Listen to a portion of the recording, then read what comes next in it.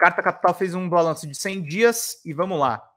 Lula, 100 dias, os erros e acertos na relação do governo com as instituições. Para cientistas políticos, o ex-presidente partiu de uma terra arrasada e conseguiu reconstruir pontes importantes, mesmo em um curto intervalo de tempo. Do Getúlio Xavier, na Carta Capital. Vamos ver aqui. Nesta segunda-feira, dia 10 de abril, o governo Lula completa 100 dias no comando do país e, na avaliação de cientistas políticos consultados por Carta Capital, conseguiu reconstruir pontes importantes com instituições como o Congresso e o Judiciário, abaladas pela atuação de Jair Bolsonaro ao longo dos últimos 4 anos. A percepção de que o balanço é positivo é consenso entre os estudiosos consultados pela reportagem, visto que Lula teria partido de uma terra arrasada deixada pelo ex-capitão e hoje circula e negocia sem tantos obstáculos em Brasília.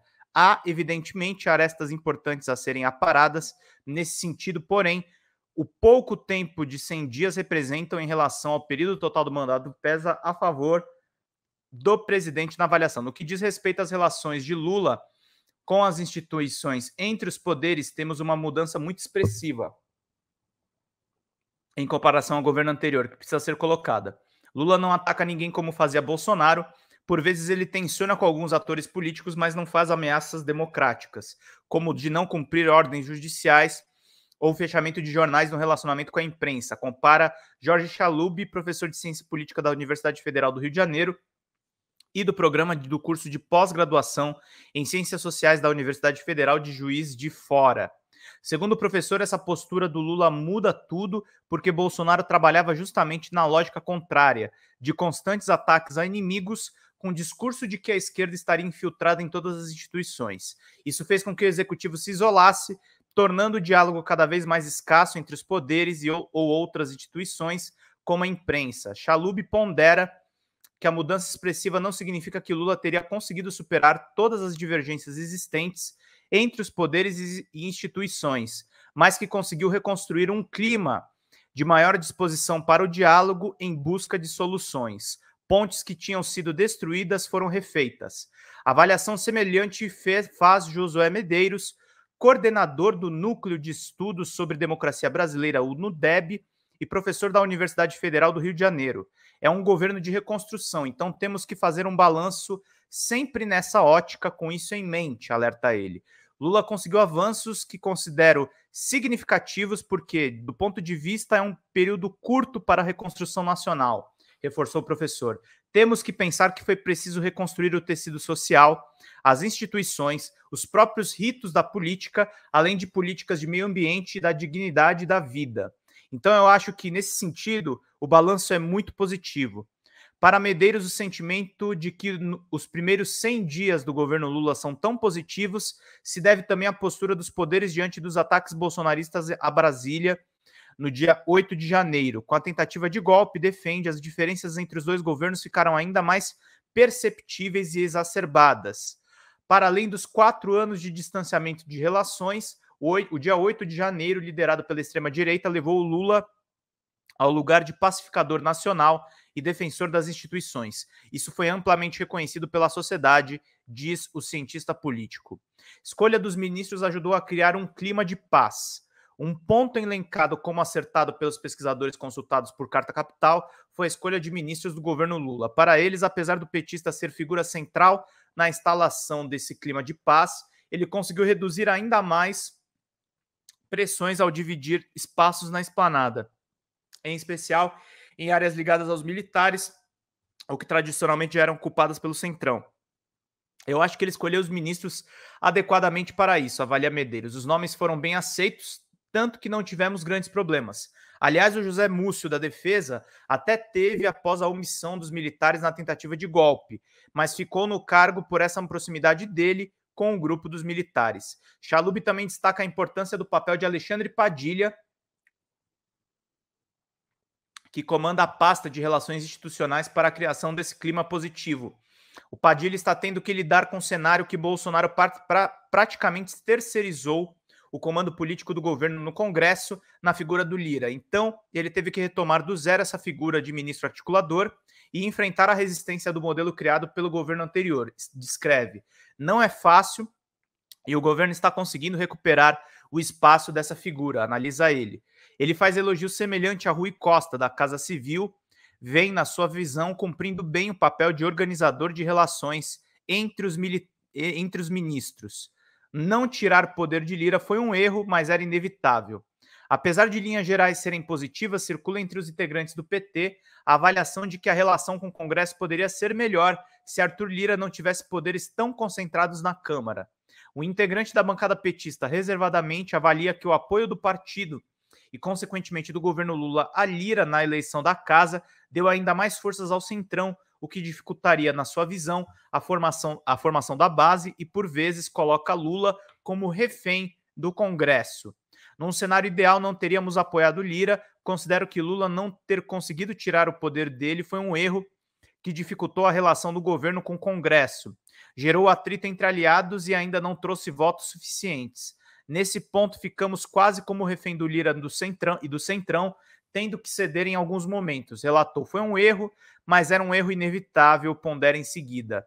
Medeiros avalia, porém, que a relação de Lula com Lira hoje não pode ser classificada como um erro do ponto de vista institucional, mas sim um problema de ordem política. O problema hoje é Lira querer manter o padrão funcional que o bolsonarismo concedeu a ele. Isso é um desafio mesmo, não é um problema do ponto de vista institucional, mas é do ponto de vista político, defende ele. A questão é que hoje o poder do presidente da Câmara está inflado e as instituições ainda não conseguiram achar uma saída para fazer voltar ao que era. Para o professor, como do ponto de vista institucional, Lula tem feito contatos e negociações necessárias para fazer avançar a sua base no Congresso. O real impacto político desse poder acumulado de Lira será medido pelo andamento das votações da Casa, em especial dos projetos prioritários, como o âncora fiscal e a reforma tributária. Comunicação é o principal erro. Mesmo com boa avaliação geral, indicada pelas fontes consultadas por Carta Capital, um erro não passa despercebido aos olhos dos analistas: a comunicação do governo federal. A percepção é de que o setor comandado por Paulo Pimenta parou no tempo, o que impõe dificuldades de Lula com a imprensa e com a massa da população. A avaliação é compartilhada tanto por estudiosos quanto por integrantes do partido. O mesmo deputado que teceu comentários sobre a relação de Lula e Lira também aponta problemas na condução de Pimenta na pasta. Na minha visão e de muitos aliados, o governo não está conseguindo se comunicar. As informações demoram para sair e, quando saem desencontradas. Temos deixado primeiro a imprensa bater para só depois apanhar e tentar explicar, lamenta o parlamentar. A mídia já não tem simpatia pelo governo, a demora para se comunicar só reforça esse problema, insiste. Acaba que às vezes tem que dizer que o jornal está mentindo, cria uma inimizade, quando isso não aconteceria se a comunicação tivesse passado todas as informações. Chalub também aponta que a comunicação como a principal falha de Lula nesses 100 dias de governo. Para ele, o governo tem seguido um modelo que funcionou nos 2 primeiros mandatos do PT, mas que deixou de estar em voga com a chegada das redes sociais. Lula está acostumado a esperar um conflito acontecer, às vezes até entre aliados, para surgir dias depois como mediador. Então, nessa lógica, a posição do presidente demora, descreve ele. Primeiro ele deixa o debate ocorrer, para depois apresentar sua solução. Isso funcionava, mas as redes sociais não dão mais esse tempo ao poder público. As coisas acontecem e circulam rapidamente. Se o governo não se posicionar nesse curto período, cria-se uma crise institucional que precisa ser contornada, o que já aconteceu. Lula não erra ao atacar juros altos e Roberto Campos Neto. A cruzada pública que Lula e seus integrantes do governo têm travado contra a taxa de juros de 13,75%, fixada pelo Banco Central, para as fontes consultadas pela reportagem, não foram classificadas como um erro. Minha hipótese é que existe ainda um sentimento antissistema muito difundido. A vitória de Lula não apagou isso. Bolsonaro pegava esse sentimento e direcionava contra as instituições, em especial contra o judiciário. A minha hipótese é de que Lula tenta demonstrar para esse povo que está com raiva do sistema, que existe um setor desse sistema que ele combate, e esse setor agora é o Banco Central, explica Medeiros. Ele escolheu, na minha opinião, acertadamente o Banco Central para mostrar que faz esse enfrentamento do sistema. O último Datafolha mostrou o acerto dessa estratégia, quando 80% apoiam a pressão que Lula está fazendo sobre o Banco Central, completa. Para Chalub, ainda que parte da mídia hegemônica tente comparar os ataques de Lula a Roberto Campos com as ofensas proferidas por Bolsonaro contra ministros do Supremo Tribunal Federal, a ação nem de longe pode ser relacionada. Não é nem comparar banana com laranja, é comparar elementos de universos completamente distintos, inicia o professor. Uma coisa é questionar a linha econômica, a política monetária usada por Campos Neto no BC. A crítica política é válida. Outra coisa é proferir ofensas cheias de ameaças democráticas, como não cumprir decisões do STF, como fazia Bolsonaro. Ele estava o tempo todo em uma trajetória rumo a um golpe de Estado e Lula não segue esse caminho quando fala do Banco Central.